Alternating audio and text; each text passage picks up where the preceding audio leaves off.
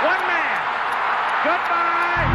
Hello, Heisman. 20, 25, 30, 35, 40, 45, 50, 45. There goes Davis. Oh, my God. Davis is going to run it all the way back. Auburn's going to win the football game. They give it back now to the 30. They're down to the 20. Oh, the band is out on the field. He's going to go into the end zone. Four-man Alabama rush. Got him. Oh, no, they didn't. Oh, my gracious. Yep. How about that?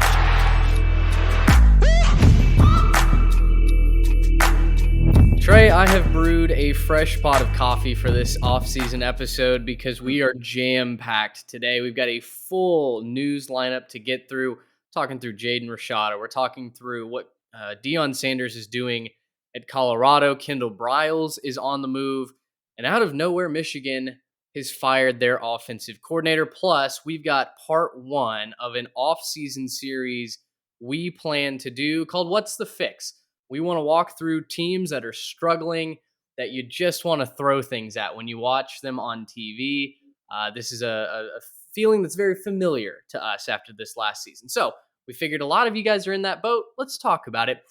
Welcome into the Three Technique, of course, a college football podcast at the intersection of the X's and O's and the Jimmies and the Joes. I'm Mitch Mason, joined by Trey Reeves. Trey, there's a lot to get to, and I mean, it truly just kind of hammers home the nail that college football is not just a 4-month sport. This thing really goes all year round. No, it never sleeps. And even though we're going down to one show a week, it doesn't mean it's because there's a lack of content, right? Like we're taking a step back. We're taking a little bit of a break after the long season of grinding out shows. But yeah, our news segment today is just a testament to the fact that even in January, even when it's not full on recruiting season, even when it's not spring ball yet, there's so much to talk about and there's so much to get to. Yeah, news. Let's start here. News on the personal front. We are going to be launching a new content series later on in this offseason. The start date's a little TBD, but essentially what we've wanted to go out and do is, being a national podcast, we want to create a network and a kind of an array of characters across the country who can come on and talk about their specific sport. I'm talking recruiting analysts, beat writers, insiders with programs. And so coming up very, very shortly, we're going to be unrolling this interview series where I talk with different members from, football programs across the country. So, think Clemson. I've got Iowa lined up. We've got West Coast schools that are in the mix as well. Auburn, the South, obviously where we are here. I really want to get this full perspective kind of covered and have your specific team voiced and spoken for here on this podcast. So stay tuned for that. We'll be releasing more details as we get started quicker as we get closer to rolling that out. I guess I need to go back to the coffee. Trey, if you'll hit that news sound, though, we'll jump right into this loaded slate that we've got for you guys today. Let's start with the topic that everyone is talking about, and that is that quarterback Jaden Rashada has officially been released from his NLI, his National Letter of Intent, from the Florida Gators. We've talked about this on past podcasts, on social media as well. 4-star quarterback, not even the top guy or one of the top 5 guys, really. Not a small potato at all, but still, in perspective, a 4-star quarterback from California, originally committed to the Florida Gators because their collective gave him a $13 million offer. And Trey, that was a check that they could not cash. So he has since been released. Florida has big time issues now. I think this might be really the ugliest side of NIL that we've seen from a school perspective. But Colorado, Arizona State, SMU, TCU seem to be favorites so far. What do you make of this? Is this story is not finished, but at least the Florida chapter of it is closed now? Oh, I don't think it's anywhere close to finished, because I wouldn't be surprised if you see the Rashada family end up taking the Gator Collective to court for the way that they were allegedly treated. We can make all the jokes we want about offering a high school kid $13 million. At least the facts of the matter seem like that's what was offered, right? And it wasn't going to be one lump sum payment. It looked like it was going to be a contract over the course of a couple years. And man, this Florida just has a full $7 carton of eggs on their face right now because like I don't know how you trust anything a coach or a booster or anything anybody in Gainesville is telling you after this saga. It's been highly publicized. Jalen Rashada is, I think, has he fully committed to Colorado? I haven't followed where he's officially ended up. I know he's taking a visit to Colorado, Yeah. but No, he hadn't committed anywhere. He's visited Arizona State and Colorado as far as I'm aware, but all of a sudden SMU and TCU are in the mix as well.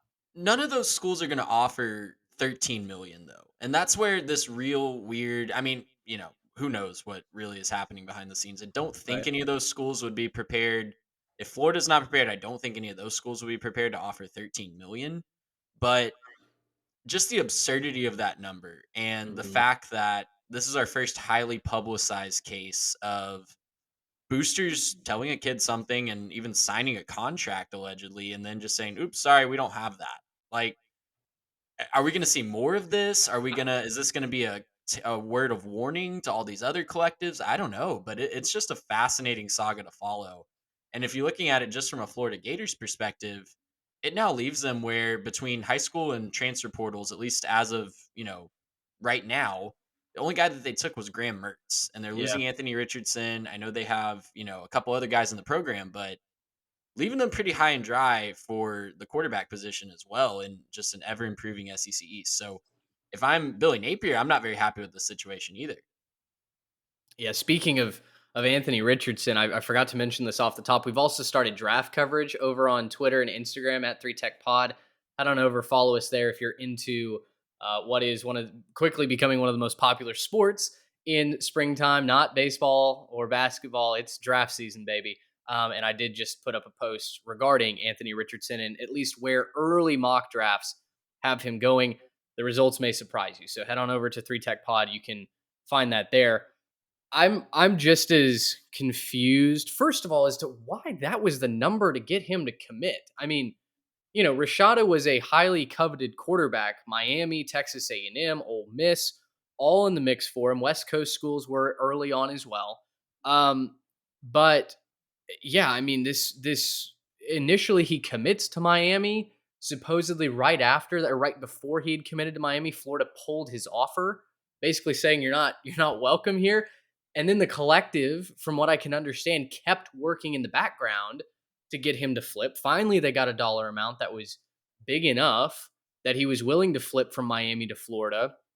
And then yeah, ends up signing with them, and lo and behold, that number was imaginary. Essentially, was not able to be paid out in part, in full.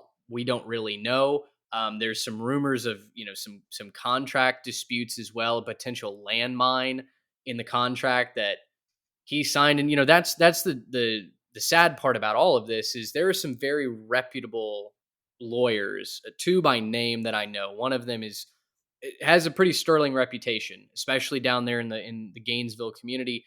The other one, well, he's More of kind of a Lionel Hutz type, if you're a yeah, Simpsons kind fan. Yeah. of kind of shoots from the hip a little bit and has gotten some of his clients in trouble.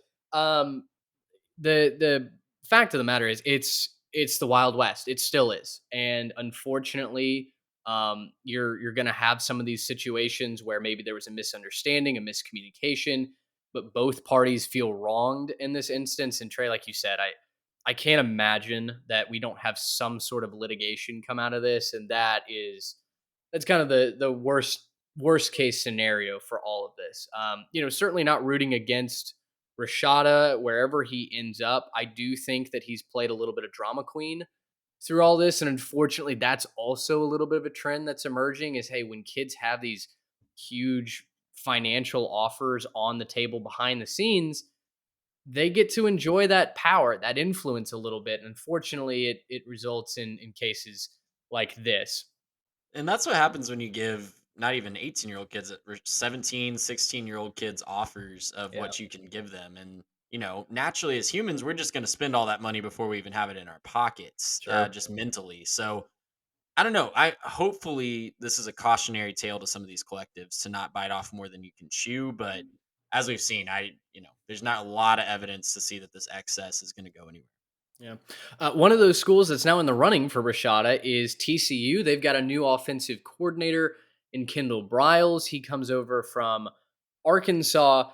Really, two questions for you on this. One, is this a lateral move for Kendall Briles? Like, what's the draw from Arkansas to TCU, other than the fact that TCU just made the college football playoff?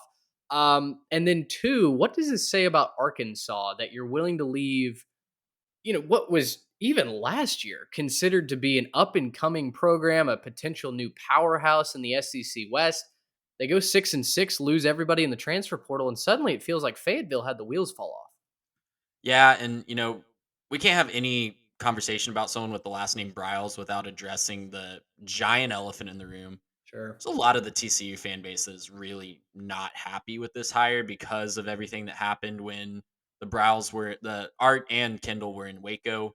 Everything that went down with that sexual assault situation, and yeah, like the TCU fan base, at least from what I've seen on Twitter, is very very divided on this hire. A lot were Mhm. very quick to point out the interesting way that they chose to announce it on Twitter. Oh, yeah. Yeah, it was. If you haven't seen it, just go look at TCU's football Twitter. It's very calculated. It's very savvy, I guess, is the word you could use on their Yeah. part on how to announce a controversial hire like that. But from a football standpoint, I think what I've seen from the Arkansas fan base and just like some of the comments that I've seen, they were kind of tired of Kendall holding them hostage to try to get a raise. It seemed like, there had been several instances the last couple off seasons where Kendall had kind of flirted with other jobs. And they basically said, if you're feeling froggy, go ahead and jump. And he took the opportunity, pun and very much intended there, to run over to the TCU Frogs. And I yeah, for I don't know if it's a lateral move. I don't know like if you can draw a huge conclusion about the programs, but just from the situation, I think Arkansas was really wanting more commitment from Kendall Browse. And they also, just looking at the results on the field, I don't know that they were really all that sad to see him go because the Yeah. results, even with KJ Jefferson being hurt this year, he got predictable in his play calling at times. And I think, Very. you and I watching one of their games against A&M this year just said Kendall tends to get bored with stuff that's working. And there's a healthy balance you have to be as an offensive play caller between being predictable and rolling with what's working. And, there's time after time that I've seen an Arkansas game where they're getting 6, 7, 8 yards a carry. And then Kendall, for whatever reason, decides to run a double reverse pass that just Mhm. ends horribly or sets them behind the chains or just something that he just got bored, for lack of a better term, Yeah. and just decided to do something different. And it really didn't work out for him. So, I don't know that you can make a huge conclusion on the program stability at Arkansas. Definitely, this is a big prove it year for Sam Pittman in 2023. But yeah, I don't know that a lot of people in Fayetteville are devastated to see Kendall Browse go out the door. Sure. Yeah, you mentioned the graphic. I honestly shout out the TCU marketing department, their social media team, for making lemonade out of morally questionable lemons is what I Yeah, tweeted, because yeah, I like, the school was so non-committal to bringing him on board publicly, and then, to it do took them it the 3 or 4 days to it, actually announce it. yeah, it did. So anyway, just a really interesting situation there. You talk about morally questionable. Matt Weiss is out at Michigan. The offensive coordinator, he was a co-offensive coordinator, the quarterback's coach. All we know at this time is that he's been fired for essentially what is it? Computer access crimes. Which is very vague. When you Google it, it's essentially accessing sensitive material that he shouldn't otherwise have access to. Now, what that is, I don't know, but I tell you what, the fact that he's already been fired and that the FBI is involved, really, really concerning stuff for the Wolverines. Yeah, and if you're in Michigan, obviously it's just way easier to distance yourself from him in any way Yeah. possible. If there's, yeah, like you said, the FBI is involved, like, yeah, sorry, buddy, you're not going to be employed for us much longer. Even if he ends up innocent in the long run, it's a PR hit that Yeah. Michigan just doesn't need to take at this point. Yeah.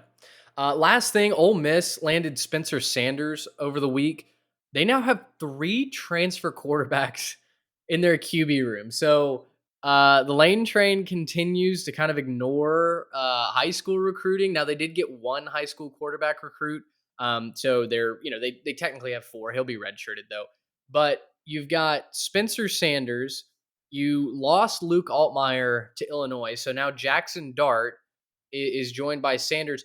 Plus, you also had a third quarterback, and all of a sudden I'm blanking on his Walker Howard from Walker LSU. Howard from Yeah. LSU, right? Also just committed this week, big time, former top 50 guy out of Louisiana. So Ole Miss's quarterback is interesting, and that's going to be a question I think we debate through spring ball into fall camp. Who's the starter there in the Grove? Because it certainly doesn't feel like Jackson Dart anymore. Yeah, the old saying is if you have two quarterbacks, you don't have any quarterbacks. And Mhm. so I guess Lane's just saying, hold my beer. I'll take three and Sure. we'll see what happens because that just seems to be how he rolls down there. Yeah. But I agree Uh, with you. Jackson Dart seems to be the odd man out. And I wouldn't be shocked at all if the next time the portal opens up and after spring ball, he is looking for opportunities elsewhere. yeah. We're going to have to talk Colorado pretty much in either its own episode, its own segment. Cormani McClain, the five-star cornerback from Lakeland, Florida, was previously committed to Miami, didn't sign with Miami, and now, shocker, he has committed to join Deion Sanders in Colorado. He'll be headed to play with Travis Hunter. Now, there was a big graphic that got released basically saying, name a better cornerback duo than Travis Hunter Jr. and Cormani McClain. And I tell you what, like the recruiting guy that posted this, he does a lot of good work. This was a terrible misstep because all of the internet was like anybody that's ever played a collegiate snap is automatically ranked higher than these guys right now. Because the fact is, Travis Hunter had a hell of a year uh, at a different level of football. We don't know Yeah. what it's going to look like in the Power Five, Pac-12. And Cormani hasn't played a single down in college yet. So to immediately elevate them to, all of a sudden be mini prime times, I think is just foolish. And I've been really sick of this media circus. Look, that's not the way I would choose to handle my business. It doesn't mean it's the right way, but oh my gosh, I'm ready for these guys to put on pads and stand across from wide receivers because the hype, the projection, it bores me, man. I'm tired of talking about it.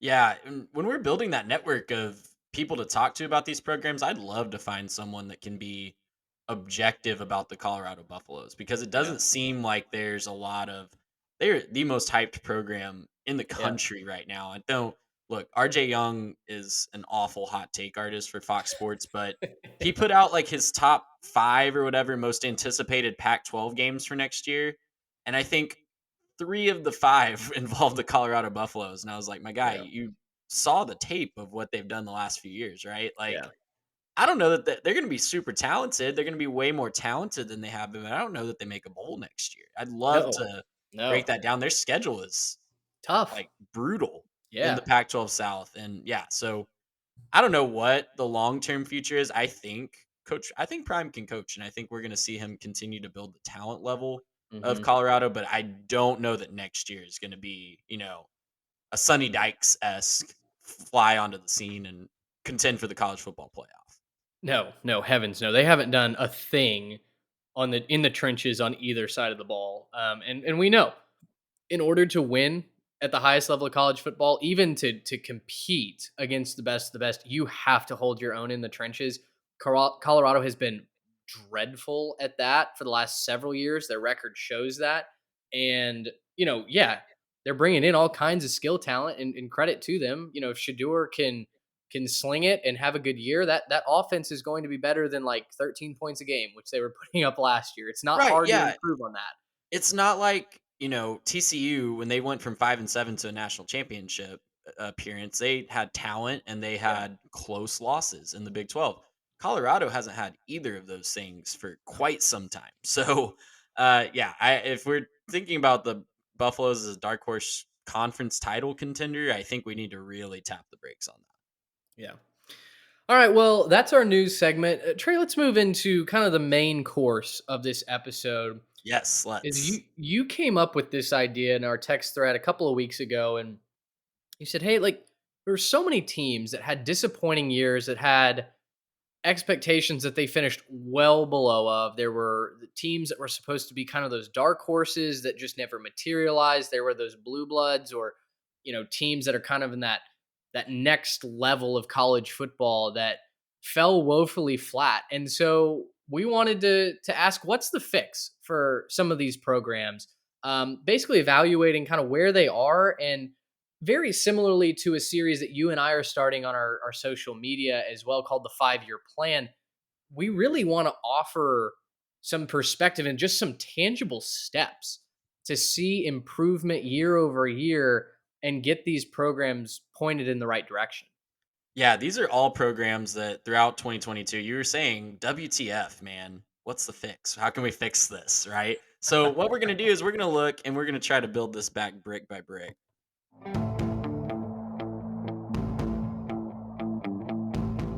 I feel productive already. Yeah, and so get out your hard hats, get out your, Saturday afternoon tool belt, put that honeydew list aside for a little bit. We're Right. gonna we're gonna build these programs back and see what we can do, and if they are even fixable. Because I think with some of these that we're talking about, are they broken beyond repair? I think that's a legit question Yeah. for a Yeah. couple of the programs we're talking about. And that's a good question. Yeah. And we'll frame kind of timelines. No two timelines are ever going to be the same, right? So for our first team that we're going to talk about, Miami, I do think that there's quite a bit that they can do to turn it around in year one. We're going to talk about some teams in the Big 12 towards the end of the episode, where it's like, oh man, like, do we need to fire our head coach? And where do we go after that? And okay, we got to start rebuilding and reclaiming some recruiting trails. There's just a lot going on. But just you play that Home Depot sound. Note to self, and PSA to everybody out there: level your level. I once hung a TV with a level that was broken, stepped back and realized, oh my gosh, that's nowhere close to right. And it wasn't like I thought I was doing it the right way, like measured twice, cut once type deal. But my level was broken. So, as you get your honeydew and your tools out, check your level every once in a while. Those things can break.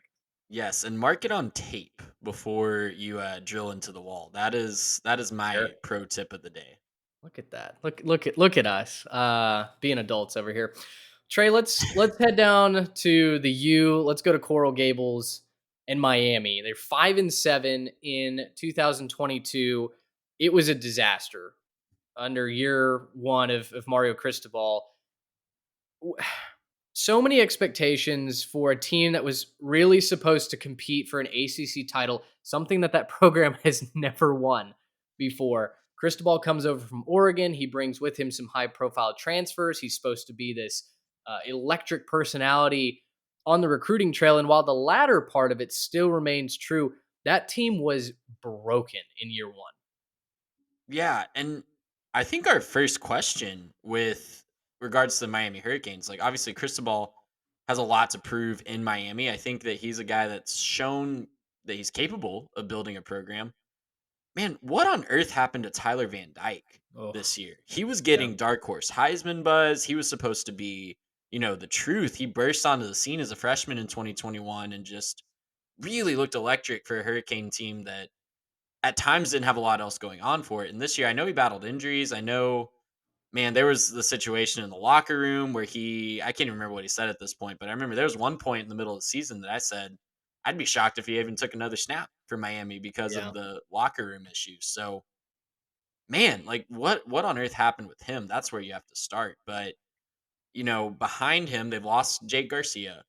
Yep. And I think that was kind of who they were looking forward to the future. I think, in a lot of Miami fans' minds, that Van Dyke might have been gone after this year to the NFL draft because of a big, a big campaign this year and the following year. So not a lot to look at in the future at the quarterback position, at least right now.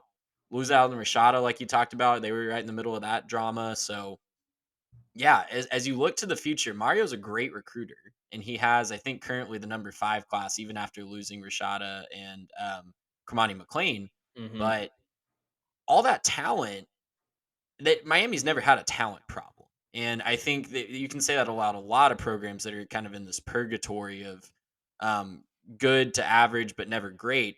Miami's never had a talent problem. They've never had an access to talent problem. So Cristobal is going to really have to show quickly that he's going to be the guy that can finally put them over the top with all of that talent.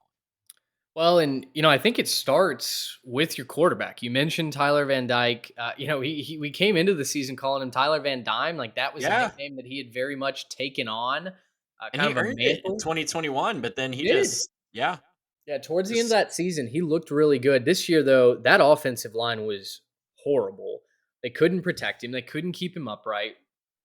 Defensively, they actually took a lot of strides forward. You remember 2 years ago now, that defense couldn't tackle, and they went viral numerous times. I think the worst rendition of that was a missed tackle against Michigan State, where you literally had guys running away from the ball carrier, and those that did decide to go after him collided and didn't make the tackle. I mean, it was a true mess for the Hurricanes defensively. That actually took a nice step forward. I was getting ready as I was prepping for this show to once again talk about the defense and how they needed to improve, but as I looked over the stats, it was like, no, actually, it's the offense. When they played lesser competition, they could put up 40 points. But it was when they played a team that was equal to or better in talent that they were, or even just kind of with more momentum, they're scoring 6 points. They're scoring 13 points. I mean, they could not drive down the field. They had zero going for them when they came to College Station, and then they followed that up with the loss of the decade against Mid Tennessee State, where they get blown out of their own building.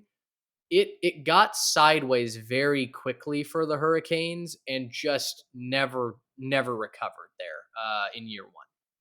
yeah, and you know, looking at their schedule, it's not like they're facing giants every single week in the ACC. Much has been made about Yeah, how the ACC might now, I think especially in 2023, I'm looking at the ACC as the weakest Power 5 conference from top to same. bottom. So it's not like you have a lot of giants to overcome on your schedule. I know like Florida State is rising, and Florida State looks like a big problem for Miami both on the field and off the field in recruiting. And like that game to me is one I have to circle on the calendar if I'm a Miami Hurricane fan, just from a program perspective standpoint. Knocking off Florida State this year would be Hmm. absolutely huge. Like, and not enough can be said about that because I'm pulling up the list of the top prospects in Florida right now, Mitch. And yes, Miami got a ton of help from this recruiting class. Like, I think their top 5 players all addressed areas of need: offensive Sure. tackle, edge, linebacker. But you look at just what it could be. They got 2 of the top 15 and 3 of the top 20 players in Florida. And I think if you said that to a Miami Hurricane fan in the 80s or 90s, they would just say that's an abject failure, Yeah, like full stop. they'd be 3 of the top offended. 20 in Florida. You talk about it's not Florida and Florida State that are beating them right now. It's guys coming in, it's Georgia coming in, it's Alabama, it's Ohio State, Hmm. programs like that are coming in and just cherry picking guys from Texas. Florida. And you add to that that it looks like Florida State is going to like fully pass you in Yeah. 2023 if they haven't already, just from a perception standpoint. That's not good news. So winning that Florida State, taking back the state of Florida from a recruiting standpoint has to be step number one for me, for Mario Cristobal to feel like he's moving in the right direction of a championship contender. Well, and they've gotta beat when they play teams in state. They've got to beat them, right? I Got looked at to. their 2023 schedule. The only in-state team they play is Florida State, and it's early on in the season. So you talk about getting things right, and what's something that they can do to right the ship in year two. You gotta start strong, right? You have a couple of cupcakes surrounding your week 2 game against Texas A&M. You'll welcome the Aggies to Miami, and then in week 5 you play Florida State. At worst, you should be 3-1 going into that game. If A&M comes in and knocks you off, I think that's going to have a lot of eyes on it for reasons on Miami's side and reasons on Texas A&M's side. And for those of you that are screaming or wondering where Texas A&M is in this series, they're coming in a later episode. Do not worry, they're not going to be addressed in this We're one. not emotionally ready to do that episode yet. So just give us Uh, some time, please. No further questions, that's right. and we'll get back to you. Yeah, didn't come across any SEC teams for this one. We will later on, but they have to beat Florida State, which I think is a stretch right now. But you know, a lot of people are saying Miami's not that far away from being a contender for the ACC championship game. They did do things like addressing offensive line in the high school recruiting ranks. Samson Okinola, Francis Mauga, both 5-star, two of the top offensive line prospects in the entire country. That will help. Cristobal is known for developing really solid offensive linemen. The one issue that I see, you got to go find a quarterback. You have Yeah. to find a quarterback. Their only quarterback in this class, once they lost out on Rashada, they had to pivot to Emory Williams, who's a 3-star. Now he's a good-looking kid, like 6'4", big frame.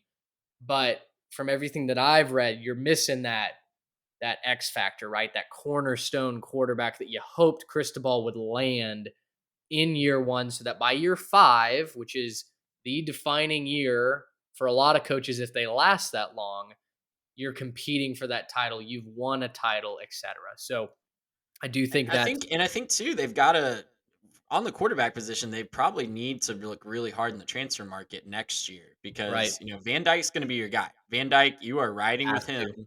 He has to be. And so if he is not who you think he is, then it's going to be another poor season next year.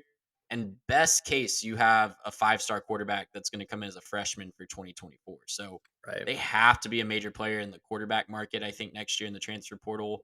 And, looking at their schedule, you should be able to get them to 6 wins rather easily. And that's, assuming that they don't slip up against a G5 team like they did this year. Yeah. They should be objectively better than Miami, Ohio, Bethune-Cookman, Temple, Georgia Tech with a first-year coach, Virginia, Boston College. That's 6 programs right there that you should be objectively better than just on talent alone. So that should be enough to get you a bowl game. But Tyler Van Dyke is going to decide what the vibes are like in Coral Gables this time next year. Because if he's good and he plays like the 2021 version of himself, yeah, they're probably pushing 8 or 9 wins. They split the rest of those 6, and Hmm. you're thinking pretty bright thoughts about the future in Miami. But if he was like he was last year, if he's a locker room cancer, like it seemed like he might be at some points of the year, then yeah, they're probably not making a bowl again. Yeah, probably shouldn't be saying you'd rather play on the road because you like those environments better Yeah, than in your that's own what it home was. I stadium. couldn't remember exactly what the comment was, Yeah, but geez, dude, like, not good. Yeah, yeah. yeah. Let's not say that again. Well, let's talk Let's about one of the programs I just mentioned because Georgia Tech's on our list as well, and I yeah. think they would have a lot to say about the pecking order between them and Miami right now. That's right. Is Georgia Tech trying to be in a position where they'd be offended to say, "Oh, what do you mean we're automatically losing to Miami?" Brent Key is made the full-time head coach after Jeff Collins was fired mid-year. Georgia Tech, we talked about it on a previous podcast. Georgia Tech wanted Willie Fritz from Tulane, but they wouldn't let him coach in the Cotton Bowl and then bring him in. So they hired Brent Key from within, and very popular hire within the locker room, which I think is step one to rebuilding a team. Right? You look at like Auburn, for instance, and the Hugh Freeze hire. That may very well work out. Another fan base that was divided by that head coaching hire and kind of appalled when that news got confirmed. The players wanted Cadillac Williams, and I know the players can't necessarily um, see what would be best for the team, for the program 5 years down the line, because they're thinking such in the here and now. But I do think it's a good first step for Georgia Tech. Key, to his credit, he won, I think, 4 games last year. Georgia Tech had one He did, win. yeah, 4-4. Yeah, when Collins got fired. So, I mean, definitely progress there. I think that I think the first step that Key had to make, and one that you would say about any team that's rebuilding in the way that Georgia Tech is, you have to go out and you have to win some of that talent in the transfer portal. They lost for the second year in a row a host of really talented guys that went elsewhere. They lost their entire quarterback room. Jeff Sims is up to Nebraska, who I think is our next team on the list. We'll talk about him in just a few minutes. But they did do a good job selling the vision, selling the program under year one, and I think they've got some decent finds in the transfer portal. Yeah, and Georgia Tech's just in such an interesting situation because if I was Georgia Tech, I would have let Willie Fritz, if he was my guy, I would have let him do whatever he needed to do. I Sure. think that was personally, I think that was a huge misstep because you're a program that's searching for identity, and the identity that you had under Jeff Collins was, we're going to be pro Atlanta. We're going to start in Atlanta. We're going to get all these guys from Georgia. We're going to build the foundation of our program off of this. And look, Jeff Collins, that job that he had was not easy. Switching the team from a triple option offense under Paul Johnson to Yeah. a more modernized offense. That is like, you look at any high school in any state that tries to go from the wing tee to the air raid, they're probably going to go 1-9 at best in most of those first years of the transition. So the problem was you just never saw progress. And what I'm concerned about with Georgia Tech, Brent Key seems like a great guy. He went 4-4 in his audition year this year, but man, it really seemed like they needed some new ideas in that locker room. And it really seemed like they needed some new perspective. So I don't know. Like they tried the triple option, they tried being different, and that was successful for them. They wanted to get away from that. They tried to go with a pro Georgia guy. Let's build it from Georgia. Let's build it from Atlanta.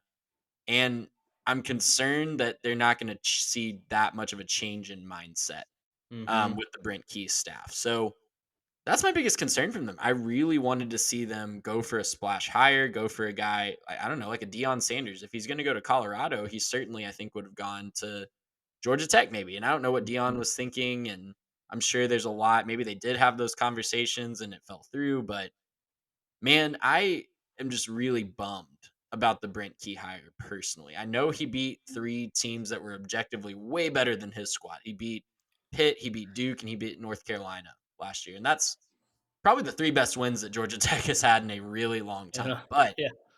when's the last time a promotion from within, like you fire your head coach and then you promote the interim, other than Dabo Sweeney, has that ever worked out? Like I can't remember a time. Yeah. I can't personally remember a time that that's like really been, a decision that a program looks back on saying that's what got us to where we are and that's what put us in a good place.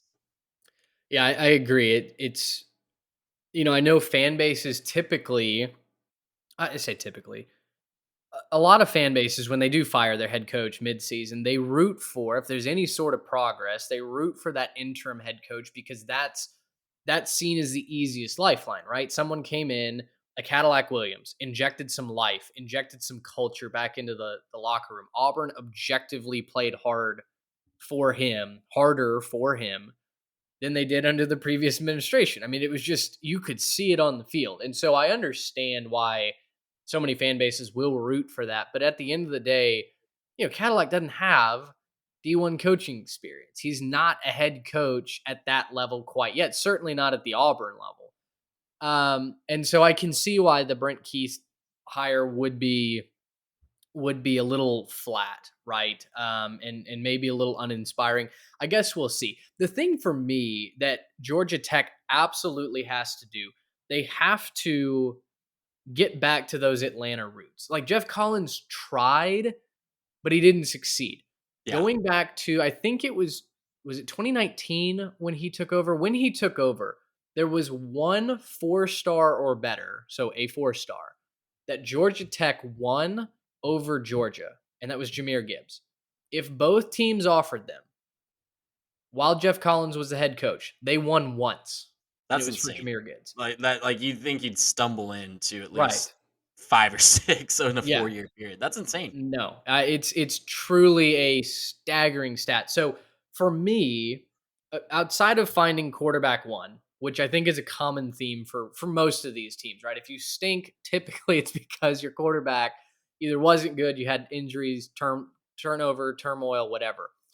They have to find quarterback one, but on a larger scale, for me, they've got to get some juice back into the Rambling Wreck. You've got to make it a point of pride to stay in downtown Atlanta, to play for the Institute, and to rep your zip code, right? I mean, that's what they've tried to do, and they did so spectacularly awful. I mean, it was the antithesis of what they actually needed to do. Can Key get that going? I don't know. We'll have to see. But that's, if Georgia Tech is ever going to be successful, it's going to start at a very hyper local level. They're not going to be able to go out and grab the Californian guys, the East Coast guys outside of Florida, the high even Florida recruits come into Texas without building some sort of a brand first. And to me, that starts at home in the city of Atlanta. Totally agree. And what you're going to have to do if you're Georgia Tech is realize, at least at the beginning, where you are in the pecking order for most of those 4 and 5 star recruits. You are going to have to outwork and out scout all the other programs that are on your level. Like the South Carolinas and the North Carolina states and all these other programs on the East Coast that are better than you right now because they're getting better talent and they're finding those guys that fit the system that they want to run. Like you said, they won one head-to-head matchup between on a 4 or 5 star blue chip recruit with Georgia in the 4 years that Jeff Collins was there. Stop trying to fight those battles with Georgia. Like, don't if you're not going to win, and it doesn't look like the Georgia recruiting machine is going to slow down anytime soon. Like, don't go up against in a losing situation. I don't know if they were just putting all their eggs. They felt confident that they could win more of those, and that just trickled down. Didn't put them in a position with guys they could have gotten, but there's a plethora of talented guys that are underrated in a state like Georgia. You're going to have to fight off a lot of programs because, like we said earlier, Florida and Miami are not getting guys in state. Florida State right now aren't Right. getting guys in state. So they're going to come after those Georgia kids. Clemson's going to come after those Georgia kids. South Carolina, North Carolina, all of them are going to come down and after those Georgia kids, Alabama. But there's so much talent in that state and so much talent right below you in the state of Florida that just gets overlooked every single year Mhm. and ends up at places like UCF, ends up at places like Florida Atlantic. Go after those guys. Go after those like fast athletic 3 stars that can really change your program.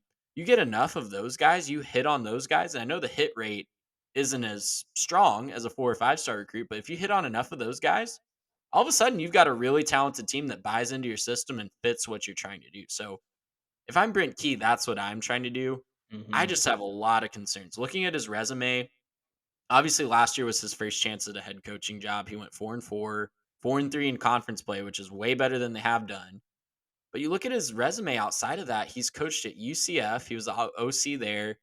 And I believe he was the OC when they went 0-12 or whatever that one year Mhm. before Scott Frost went and kind of resurrected that program.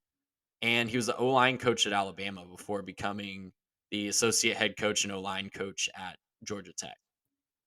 I don't know that that's the resume I want to build a program around, if I'm just being Right. honest. Like, I would have liked to see more success as a head coach from the guy that Georgia Tech hired. Yeah. No, I completely agree. I will say the one positive as we wrap up Georgia Tech, he did get some decent chips out of the transfer portal. They lost a lot, but they also got a number of guys in from Georgia, from Clemson, Minnesota, Louisville, Texas A&M, Christian Leary, 4-star wide receiver coming over from Alabama. They've got pieces, and we've seen the transfer portal can inject life into a program that had previously been without a rudder, whether you're a blue blood like USC or you're, a lower ranked team like TCU. I mean, we talked about it. They got 6 starters on the defensive side of the ball out of the transfer portal last season, and look where Yeah. it took them, right? I mean, now I'm not saying see Georgia Tech in Charlotte for the ACC championship game. Don't hear that, but I do think that there's a measure of hope that you can get out of the transfer portal if everything clicks. Another team that would love for the transfer portal to really help them out is Nebraska. Matt Rule takes over in Lincoln, and he brings a track record of development. He brings a track record of success from his time at Temple and then at Baylor. A brief stop in Charlotte as a Carolina Panthers head coach that obviously didn't work out. And he's back to the collegiate ranks. This is a team that has been well documented, their shortcomings, right? It hasn't worked for them over the last really since they left the Big 12 and went to the Big 10, right? Since what was that 2012? It's just kind of been a disaster. Scott Frost, that story did not work. And now you're set back kind of at square one after a 5-7 season. You're wondering who your quarterback is. You've got Casey Thompson coming back, but Jeff Sims has transferred up there to Lincoln. Can he wrestle the job away from Casey, who was rather uninspiring after he nearly won them that game over in Dublin. Um, where do you start if you're Nebraska? You've got great resources, you've got a great history, a great brand. What's the fix? You got to know that Matt Rule is going to tear it down to the studs this year. Yeah. And I think he does have quarterback talent, which is different than any of his previous two collegiate stops. Temple and Baylor were just absolute messes when he got there. So that's why he tore it down to the complete studs. I don't know. It's going to be really interesting to see if Matt Rule looks at his roster and says, no, we can actually try to compete for a bowl game in Yeah. 2023. And I don't have to do my shtick of tearing it all the way down to rebuild it and take, the old proverbial saying is take one step back in year one to take two steps forward in year two. It'll be interesting to see if Matt Rule goes back to that old MO. I think that he has a lot of talent on that roster. Scott Frost wasn't the best recruiter, but he got some talented guys in there through the Hmm. portal and through high school recruiting. If I'm Nebraska, what I am really going to focus on doing is using Matt Rule's connections that he built while at Baylor to go get some guys in the Lone Star State that are getting overlooked by A&M, getting overlooked by Texas, getting overlooked by Oklahoma and some of those bigger power programs in that area. Because just like we were talking about with Georgia, there's a plethora of guys in the state of Texas that can make an impact on your team just from a raw athleticism standpoint. So you might not be able to find your anchor to the offensive line for the next 4 years, but you can find a scat back, or you can find a slot receiver, you can find a burner on the outside, or a cover corner, or a safety, or a lot of skill position guys that can fill holes on your roster that you've desperately been trying to fill since they left the Big 12. And Hmm. those Texas inroads that they had in the Big 12 by playing 4 or 5 conference games here every year, since they left the Big 12, that just has not been the case. I don't have the stats No. in front of me, but Nebraska used to come in and cherry pick a few guys Yeah. from the state of Texas every single year that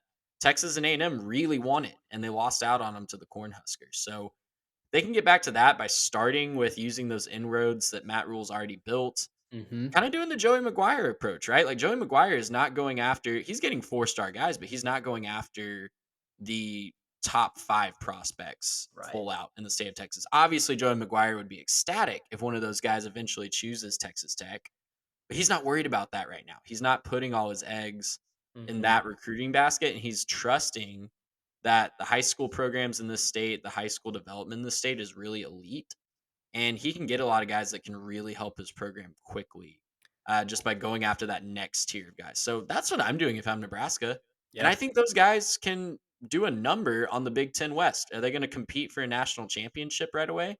Probably not, without just an ecstatic quarterback, but they're definitely athletic enough to do some damage in the Big Ten West. I agree. I think, I'm looking at their recruiting from this season. And the guys that came from the state of Texas, you've got an athlete and then defensive line prospects. And a couple of those were, decently regarded edge prospects. Riley Van Poppel, a guy that I actually remember walking around growing up while his dad was coaching our baseball team. He's committed to Nebraska, so it's funny to see. Little Riley is now 6'4", 270 pounds, and going to Not Nebraska so to play little edge. anymore. That's a shock to me, but yeah, they've you look at what they've done in the recruiting aspect. They get Malachi Coleman to stay home, a Lincoln kid who was committed to Nebraska and then watched everything burn to the ground this year and decommitted, and then when Rule was officially hired, recommitted.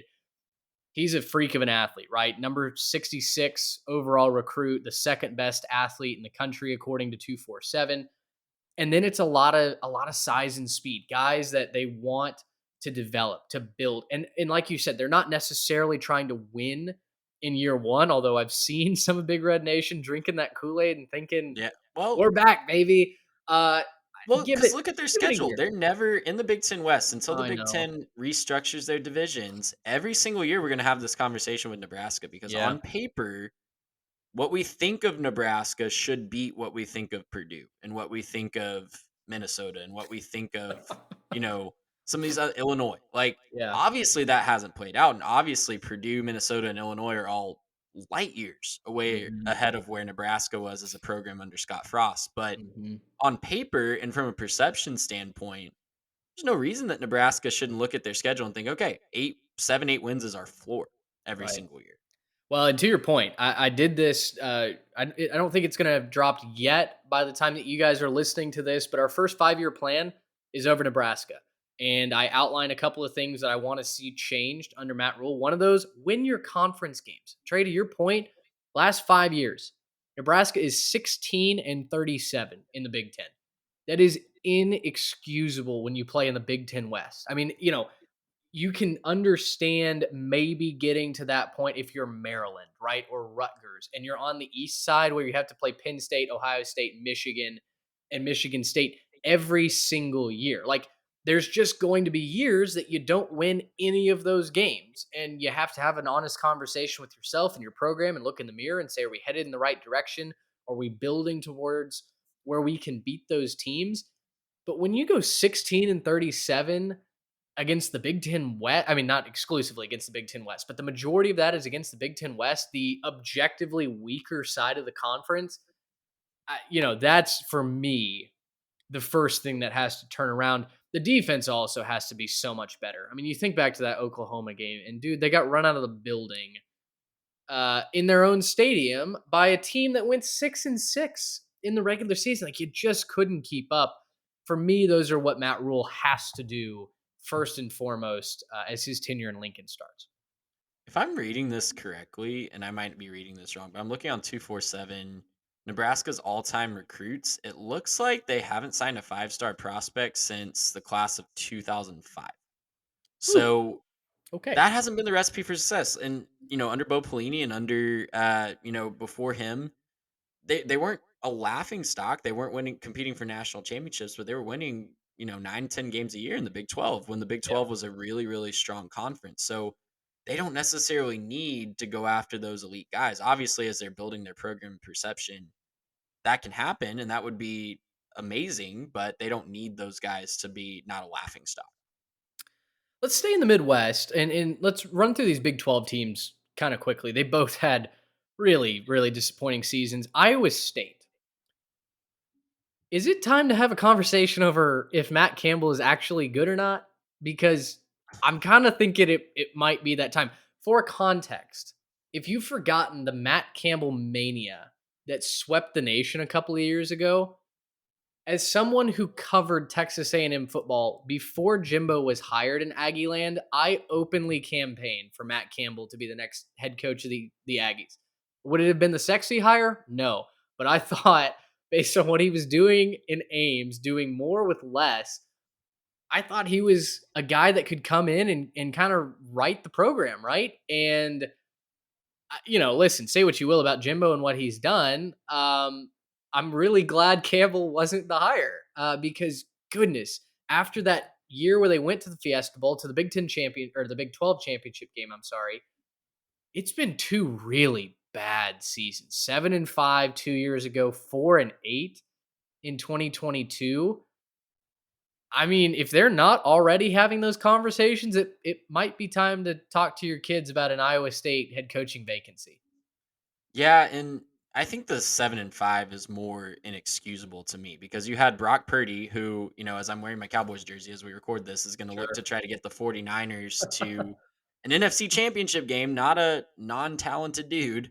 And Brees Hall, that was your backfield. And both Yeah. two guys that are tearing up the NFL right now, and you go 7-5 against the Big 12. And Charlie Kohler is your tight end. yeah, like they had Yeah. so much talent that's doing really well in the NFL right now. And I think that year they did have a lot of close losses, like just a comically Yeah. high amount of close losses, but still, like close losses a lot of times do come down to coaching. And I think last year, I'm more willing to give him a pass on last year because, you're figuring things out with Charlie Kolar, you're figuring things out, in life post Brock Purdy.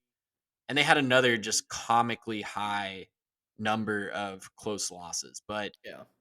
at some point, those close losses become a trend and not excusable. And Yeah. so for me, if I'm an Iowa State fan, I think Matt Campbell's probably on the hot seat for me this year. And I know he's flirted with big programs. Like, look, take your time machine back to 2020, and Jim Harbaugh is completely on the hot seat at Michigan, and Matt Campbell is like the name. to replace Jim Harbaugh. Like, just think about that for a second, where we're at in 2023. And the reality was that all of Michigan's fan base wanted a guy Yeah. like Matt Campbell. They didn't. Luke Fickle was also one of those guys too, but Yeah. I think they were. He's an Ohio guy. I don't think he was going to go to Michigan.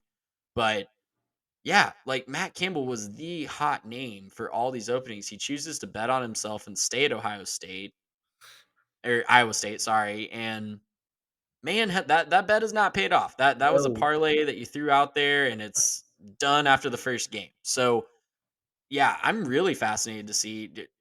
I guess we can start this conversation with Hunter Deckers. He Yeah. showed some promise this year. I don't think he was awful, but I don't know. Is he a guy that you want to build your program around right now? I'm not sure. Yeah, it's tough. He's got a big arm. He had Xavier Hutchinson out wide. Look, they should have beat Texas. Yeah, They should have. You they mentioned should they have had a beat. They look. I'm pulling up their schedule real quick. They should have won a lot of those games. Like, this is their yeah, conference schedule. So they beat Iowa 10-7 in their non-conference Power 5, lost by 7 to Baylor, lost by 3 to Kansas, lost by 1 to Kansas State, lost by 3 to Texas. Oklahoma spread it out a little bit. That was still only a 14-point loss. Lost by 6 to Oklahoma State, lost by 4 to Texas Tech, and got blown out by TCU to yeah. end the year. So Yes, they're they right did. there in 7 of their 9 conference games, and Yeah. they either won or were right on the doorstep in 7 of the 9 conference games. That just has to be torture for the Cyclone fan base. Yeah, and it felt like everything went wrong late in those games. I mean, that was one of the first things that I highlighted for, hey, what is the fix? Play a quality fourth quarter. I mean, Yeah, whether it was offense, the defense finally letting up a big drive, a time sucking drive that didn't leave your offense with anything to go down the field and even it up or win the game, or quite frankly, their special teams was an eyesore this year, right? I mean, famously, was it Kansas that they missed that? It was like a 30-yard field goal, and it wasn't even in the same zip yeah. code of. It Yeah, was I to mean, try to tie it to go to overtime in the Kansas yeah. game. Yep. So you got to execute in the fourth quarter. They call it winning time for a reason, and Iowa State just didn't have the winning time page in their playbook this year, or really the last 2 years. You talk about Hunter Deckers, big arm. At the same time, they do bring in JJ Cole, who an Elite 11 guy, a blue chip quarterback who stays home and gives Iowa State a chance and a quarterback to groom if Deckers isn't the guy. Outside of him, though, only 51st in recruiting, which for Iowa State, not necessarily a bad total, but I think when fans get frustrated and they're looking for something to cling to, I don't know that the 51st recruiting class is something that's going to kind of salve those wounds. I've got him at 38th actually. I think maybe in the 247 composite at least. I think they're 38th. So maybe just 247 doesn't like a lot of their signees as much as some other services, but you're right in saying that they only have one Oh, blue you're chip right. guy. No, you're right. They are JJ 38. Cole's their only blue chip recruit though. They have Yeah. 28 3 stars outside of him. So Yeah.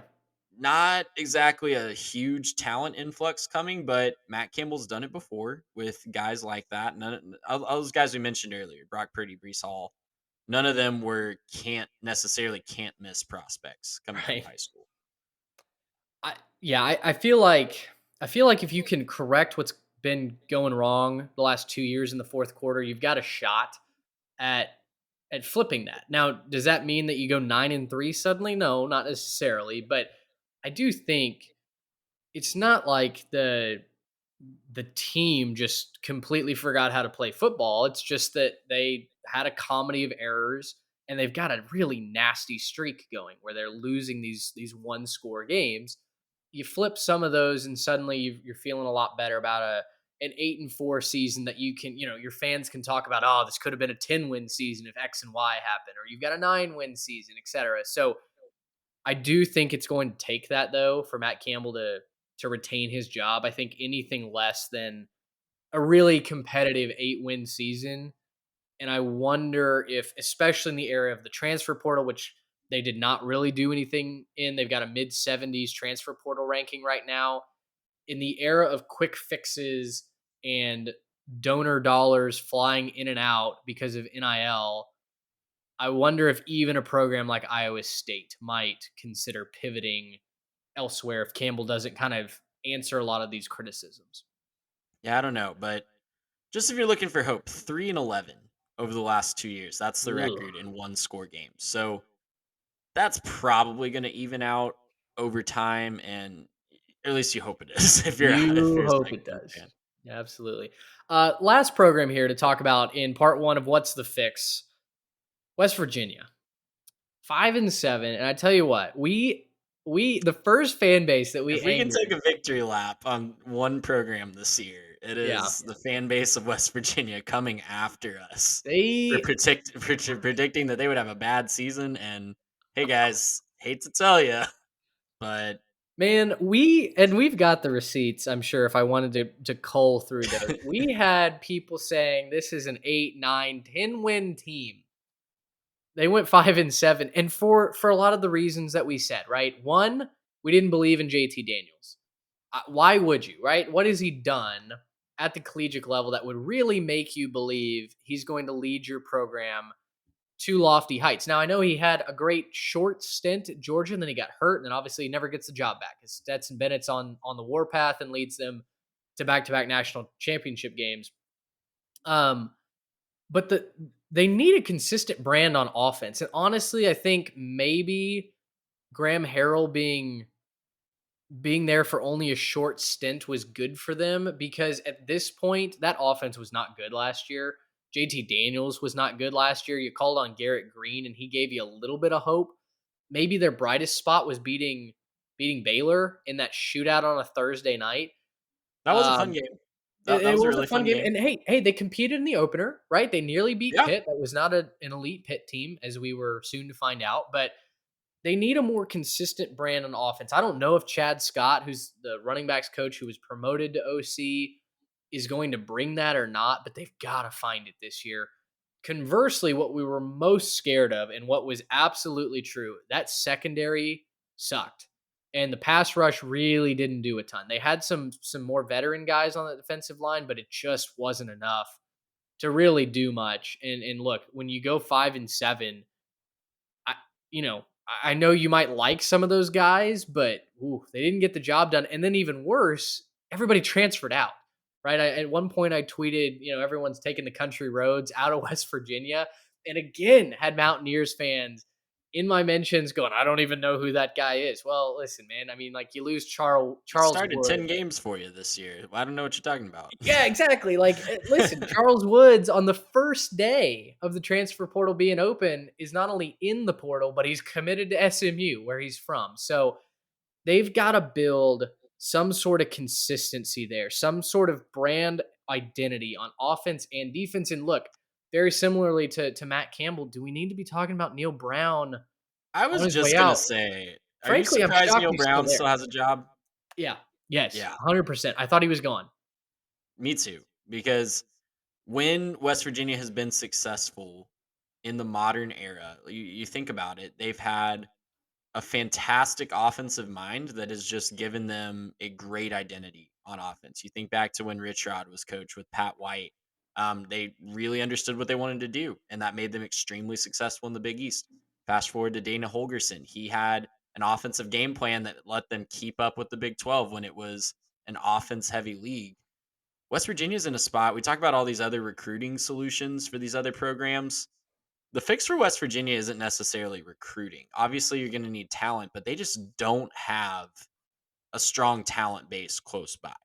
Like Hmm. they are going to have to dip into other places. They're going to have to get creative in getting talent to Morgantown because West Virginia is a small state. Virginia has some talent. Pennsylvania has some talent. The Northeast is getting better at producing talent, but those guys are all, every power program in the country, if there's a player out of West Virginia, is going to come try to cherry pick that guy. And he's probably going to go get cherry picked. So Right. I don't know that you can just wave a magic wand and say, hey, this is the path to recruiting and creating a pipeline of talent consistently to West Virginia. So it's got to be schematic, Hmm. right? The fix has to be schematic. They have to have, like you're saying, an offensive identity and a defensive identity that's going to set them apart and put them in a successful place to win. Neil Brown, and look, West Virginia was not put in a good position when Dana Holgerson left for the University of Houston. I think that caught everybody in Morgantown by surprise. It was a Yeah. shocking move, and now they have to face him every single year in the Big Yeah. 12. So I look, hiring Neil Brown, I don't think it's like this inexcusable offense. I think keeping him this long, keeping him after this year, I don't know what you've seen from him 4 years in to say, yeah, that's our guy for the future. Maybe you felt like you just didn't have a guy this round on the carousel, but you've got to find a guy that just really gets it and has an Yeah. offensive plan. I think if you're West Virginia, hear me out on this one. Are you hoping that Bobby Petrino is a godsend at Texas A&M and you can just hire him as your head coach next year? Because Bobby Petrino in Morgantown, I Could don't get know, fun. match made in heaven. I'm It not could going to say that, it but it could get fun. they could be singing a lot of country roads if Bobby Petrino brought that offense Would to would Morgantown. But would it's going to take. I say that mostly as a joke. Like I'm not convinced Bobby Petrino is going to be super successful at A&M, but it's got to be someone like that, right? That has Yeah. skins on the wall, not necessarily the hottest name in coaching, but has an offensive plan and identity that he can just kind of plug and play pieces in. Yeah, I agree. West Virginia has to have the high flying offense, right? That's what they've when they've been successful, that's their MO. That's their bread and butter. And Even you in know, I like this is not a one-to-one parallel, but even look at their basketball team, right? Like Press right. Virginia is an identity that kids they can recruit a certain type of athlete to fit that plan and it wins and it works for them. And it's, something that worked for them for a really long time. Not a one-to-one comparison across sports obviously, but they're in the same recruiting situation where it's going to be really hard to get a five-star one and done to Morgantown. Yeah.